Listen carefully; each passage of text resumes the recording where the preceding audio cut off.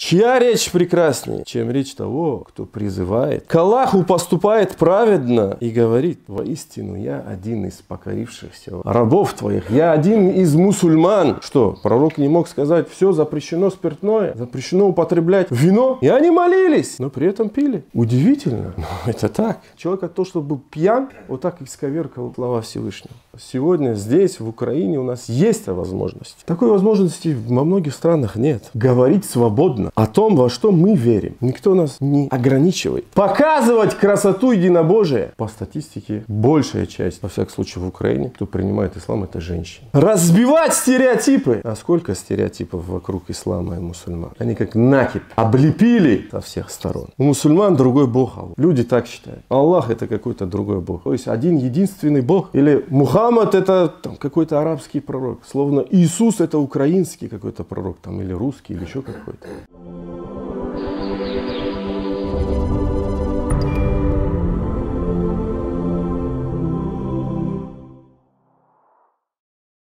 Дорогие братья, Аллах неоднократно в Коране, в своей последней книге, говорит о чем-то, говорит в многих аятах, а после призывает человека к размышлению. Таких аятов очень много. В частности, Аллах Субхану ва Тааля говорит: «Инна фи залика ла аятиль лиль мутавассимин». Воистину в этом есть знамение для зрячих. Или в другом аяте Аллах Субхану ва Тааля говорит: «Инна фи халки самават». «Валь-арды вахтиляфи лейли ван-нахари ла аяти ли улил альбаб». Воистину в сотворении небес и земли. И обратите внимание, да, как взор человека с небес до земли опускается. А также в смене ночи и дня заключены знамения для обладающих разумом. Кто эти обладающие разумом? «Аллазина ятафаккаруна, аллазина ядкуруна Аллаха кияма ва кууда», которые поминают Аллаха стоя, сидя и на боку, и размышляют «ва ятафаккаруна фи халки самавати валь ард», и размышляют о сотворении небес и земли, и приходят к выводу: Господь наш, Ты не сотворил это понапрасну. Пречистый, защити же нас от мучений в огне. То есть, таких аятов множество. То есть, я хочу сказать, что для человека все начинается с размышления. Я даже подчеркну и скажу, даже поклонение. Самая высокая цель человека – поклонение. «Вама халактуль джинна валь инса илля ли'абудун» тоже начинается с размышления. Именно поэтому в некоторых риваятах, в частности от Ибн Аббаса, говорится о том, что вот эти аяты, которые я сейчас зачитал из суры Имран, 190 и 191, пророк, саллаллаху алейхи ва саллям, прежде чем вставал на тахаджуд, делал тахаджуд, то есть брал омовение, сивак использовал, он зачитывал эти аяты. «Инна фи халки самавати валь арды» и так далее. И как говорит Ибн Аль-Кайим в некоторых сообщениях, не хадисах, это не хадисы, говорится о том, что размышление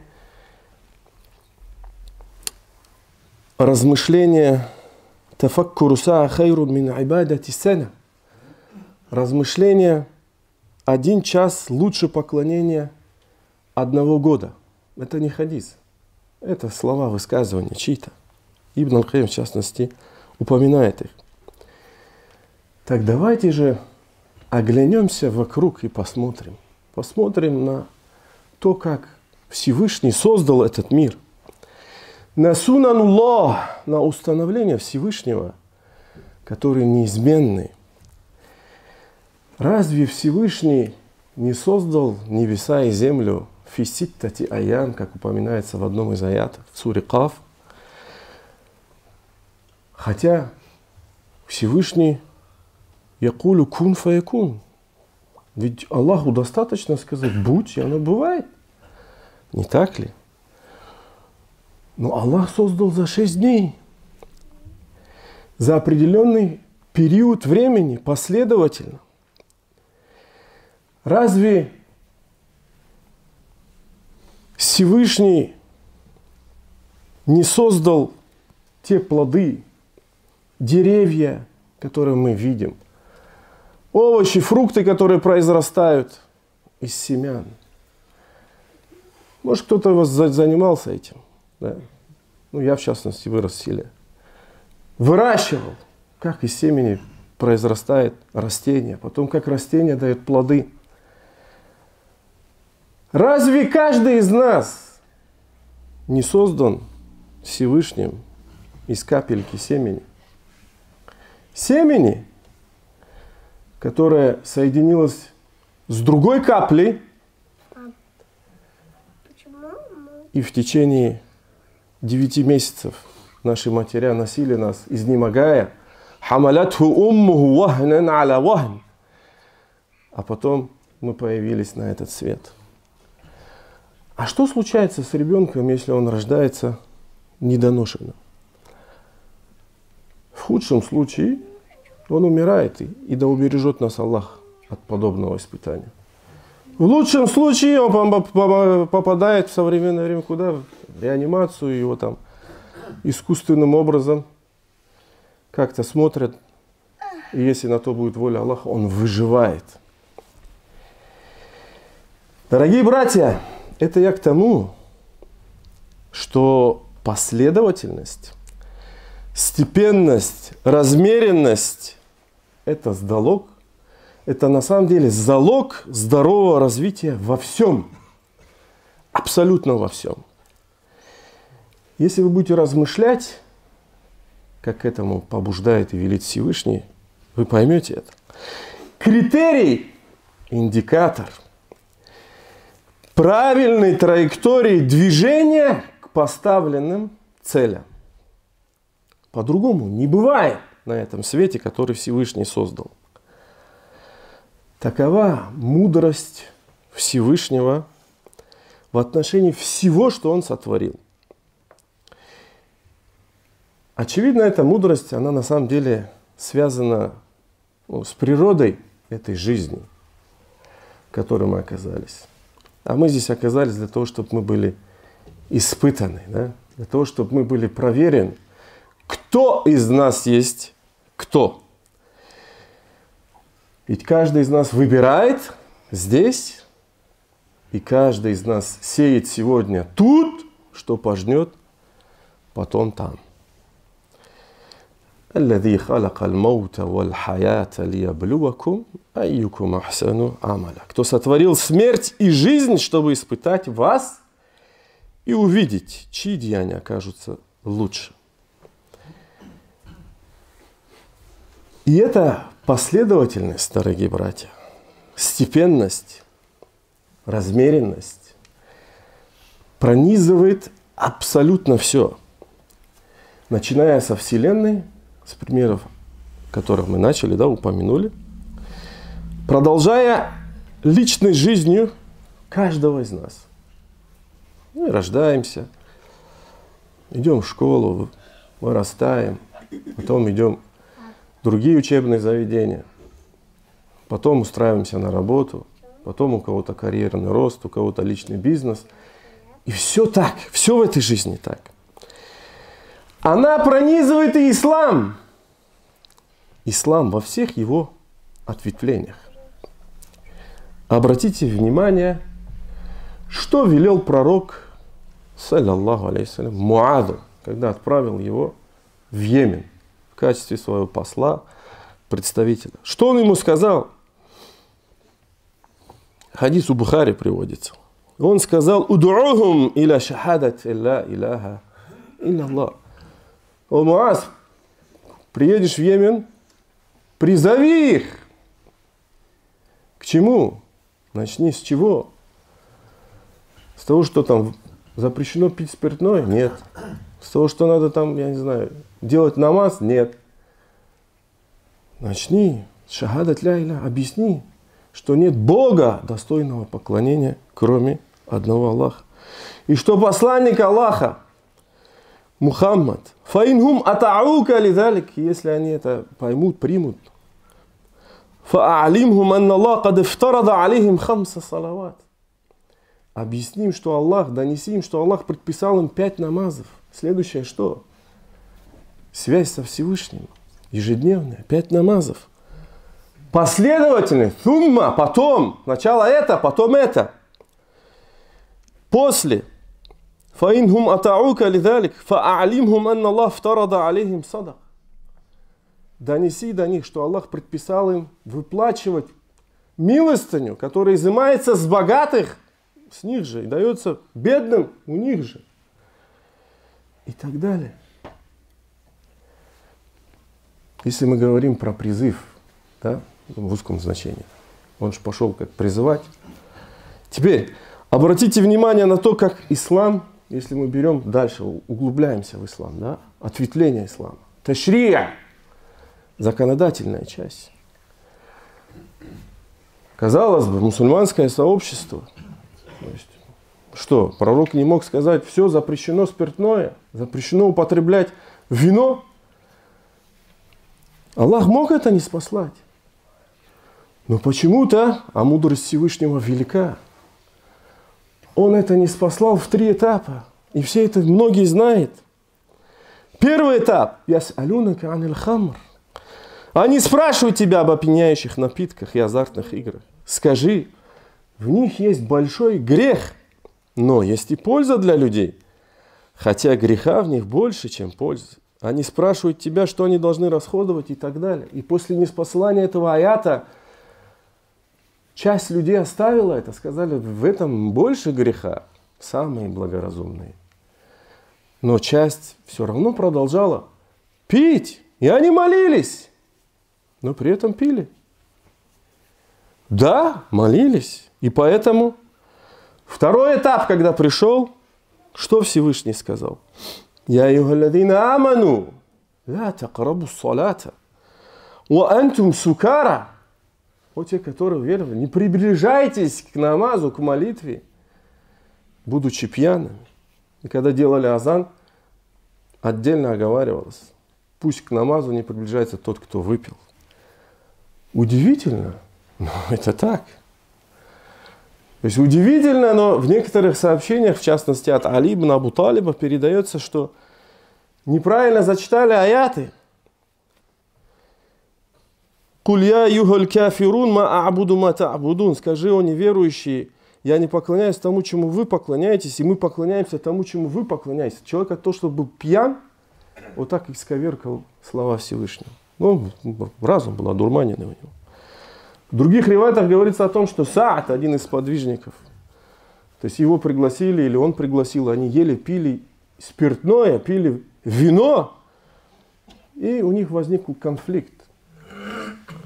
И поэтому Аллах не спасал этот аят. Это второй этап. И после этого еще больше сузился круг. То есть еще часть людей бросила. И третий этап. Я айюхалладина аману. И третий этап. Иннамал хамру валь майсиру валь ансабу валь азламу риджсу мин амали шайтан фаджтанибуху лааллакум туфлихун.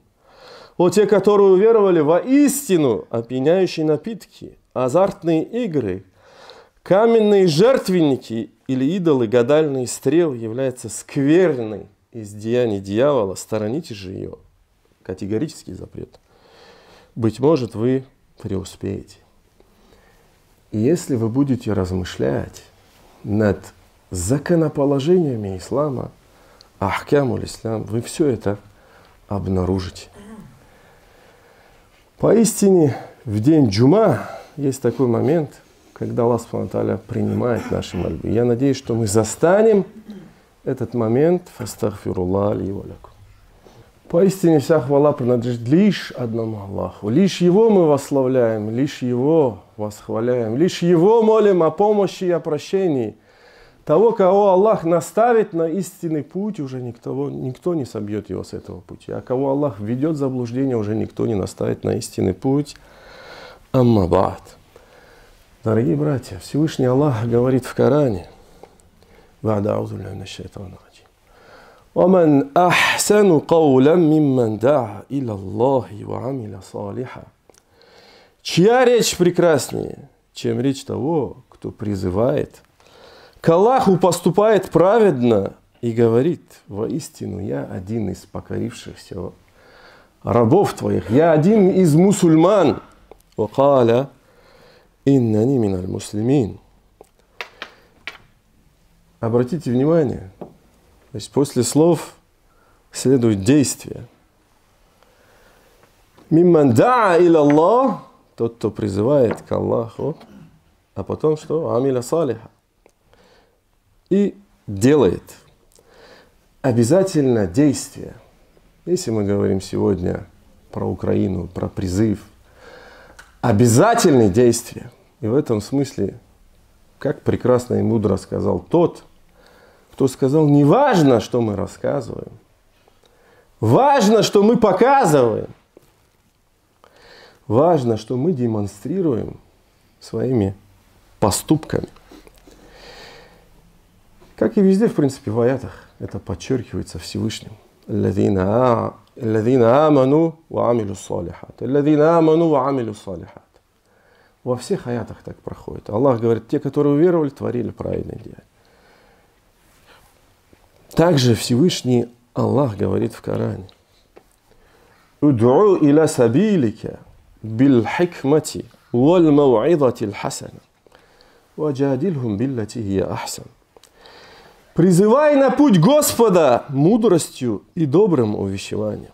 И веди спор с людьми Писания наилучшим образом. Дискутируй с ним, беседуй с ними наилучшим образом. Воистину твой Господь лучше знает тех, кто сошел с его пути, и лучше знает тех, кто следует прямым путем. Дорогие братья, сегодня важно ценить эту возможность. Несмотря ни на что, ни на какие обстоятельства, сегодня здесь, в Украине, у нас есть эта возможность. Такой возможности во многих странах нет. Говорить свободно о том, во что мы верим. Никто нас не ограничивает. Показывать красоту единобожия. Разбивать стереотипы. А сколько стереотипов вокруг ислама и мусульман? Да? Они как накипь, который надо вот так потихоньку разбивать. Облепили со всех сторон. Самые распространенные из них. Да? У мусульман другой Бог Аллах. Вот, люди так считают. Аллах это какой-то другой Бог. Хотя Аллах слово, согласно одной версии, эль, определенный артикль, иля, божество, Бог, то есть один единственный Бог. Или Мухаммад это какой-то арабский пророк, словно Иисус это украинский какой-то пророк, там, или русский, или еще какой-то. Стереотипы. Или мусульмане нетерпимы. Просто погуглите, найдете эти стереотипы. Они прям прописаны везде, они выскакивают в поисковых строках. Мусульмане нетерпимы к другим религиям. Все мусульмане террористы. Достаточно посмотреть, где больше всего на земной планете умирает людей. И от чьих рук умирает, и сделать выводы. Но вывод сделает только человек размышляющий. И мы обязаны в контексте призыва, объяснения, донесения ислама объяснять это все. Или джихад, синоним слова терроризм. Хотя слово джихад, да, оно носит узкое значение, там, сражение, но есть его широкое значение. وَجَاهِدْهُمْ بِهِ جِهَادًا كَبِيرًا. И борись с ними великим джихадом. Имеется в виду Кораном, это в мекканский период был ниспослан аят. Или мусульманок заставляют носить платок. Женщина порабощена мужчиной. Хотя на самом деле ислам что пришел и дал полные права женщин. Полный контроль ислам дал, исламское право над своим состоянием. Выбор супруга. Никто не может заставить мусульманку выйти замуж не по своей воле. Сохранение своей фамилии. Ей дано это. Право на собственность. Дано это. Хотя до ислама и в других, в том числе верованиях, традициях, этого не было. Ведение бизнеса дано ей. Хадиджа вела бизнес, а Мухаммад работал на нее до того, как был призван в пророческой миссии. Обучение дано, работа дана. Все дано. Мужчина обязан оберегать женщину, содержать ее и так далее. Так кто кого поработил, непонятно. Еще один стереотип. И общество живет этими стереотипами. И эти стереотипы – это стены, которые людям мешают открыть глаза, задуматься. А наша с вами задача – разбивать эти стереотипы. Не просто словами, делами. И, наверное, именно поэтому, если мы говорим про этот стереотип, по статистике, большая часть, во всяком случае в Украине, кто принимает ислам, это женщины. Важно, дорогие братья, сегодня и тут беречь и ценить то, что мы имеем. А если понадобится, то даже защищать. Защищать возможность свободно призывать к ля иляха илля Аллах Мухаммаду Расулуллах.